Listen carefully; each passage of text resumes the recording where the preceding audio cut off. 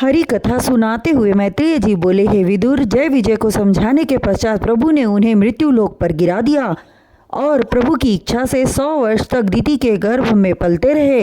100 वर्ष पूर्ण होने पर उन दोनों ने जन्म लिया। उनकी उत्पत्ति के समय अनेकानेक अपशकुन से भूमंडल थर्राने लगा। कुत्ते मुंह ऊपर उठाकर रोने लगे। बिना बादल के आकाश में बिजली बारंबार चमकने लगी। गर्जने का स्वर सुनाई देने लगा।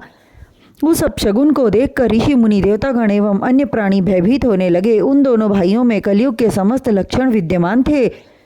सो कश्यप जी ने उनके अनुरूप उनका नामकरण किया। हिरण्याक्ष एवं हिरण्यकश्यप वे दोनों पर्वत की भांति बढ़ने लगे और कुछ ही दिनों में पूर्ण तरुण हो गए। उनके विशाल शरीर पर्वत के समान थे। भुजाएं मोटे विशाल वृक्षों की भांति। वे अतुलित बलशाली थे। उनके बल का सामना करने की सामर्थ्य देवताओं में भी न थी। अतः अपने बल के घमंड में चूर हिरण्याक्ष योद्धा की तलाश में घर से निकल पड़ा तथा दशों दिशाओं में चक्कर लगा आया, किंतु कोई योद्धा न मिला।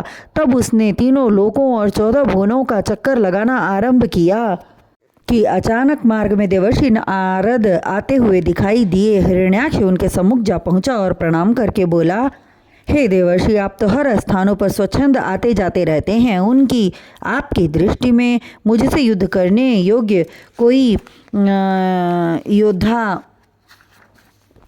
हो तो उसका नाम बताइए। यदि आप नहीं बतलाएंगे तो मैं आपका संहार कर डालूंगा। नारायण नारायण। नारद हंसकर बोले, हे दैत्यराज, आप निसंदेह बलशाली हैं। आपके मुंह से ऐसे वचन निकलना शोभा नहीं देता। तब क्रुद्ध होकर हिरण्याक्ष अपने आसुरी स्वभाव पर उतर आया और कठोर स्वर का उच्चारण करते हुए बोला, तू बतलाता है या नहीं? नारद जी को उसकी मूर्खता पर हंसी आई, परंतु प्रत्यक्ष में गंभीर होकर बोले, हे दैत्यराज, तुम सुनना ही चाहते हो तो सुनो। तुम्हारे बल का सामना करने योग्य योद्धा संपूर्ण सृष्टि में कोई नहीं है, सिर्फ एक को छोड़कर। नारद जी के वचन सुनकर मूढ़ मति हिरण्याक्ष बोला, तुम उस एक का नाम अति शीघ्र बतलाओ। तब नारद जी ने कहा, हे दैत्यराज, वह समस्त सृष्टि के पालनहार, जन्मदाता एवं संहार करता श्री नारायण हैं, जो हर तपस्वियों एवं ब्राह्मणों के घर वास करते हैं। यह सुनकर भीषण गर्जना करते हुए हिरण्याक्ष बोला, तुम मुझे मूर्ख बना रहे हो। यदि वह हर ऋषियों ब्राह्मणों के घर में रहता है तो उस समय बाहर क्यों नहीं निकला जब मैं कष्ट दे रहा था? लगता है वह भी मेरे बल को देखकर डर गया। नारद, तुम ऐसा करो कि मुझे उसका वह प्रमुख स्थल बतला दो जहाँ उसका स्थायी निवास है। हिरण्याक्ष के वचनों को सुनकर देवर्षि नारद के होठों पर आदत के अनुसार मुस्कान उभरी। तत्पश्चात बोले, हे दैत्य शिरोमणि, इस समय श्री नारायण बारह रूप धारण करके पृथ्वी को पाताल लोक से निकाल कर लाने के लिए गए हैं।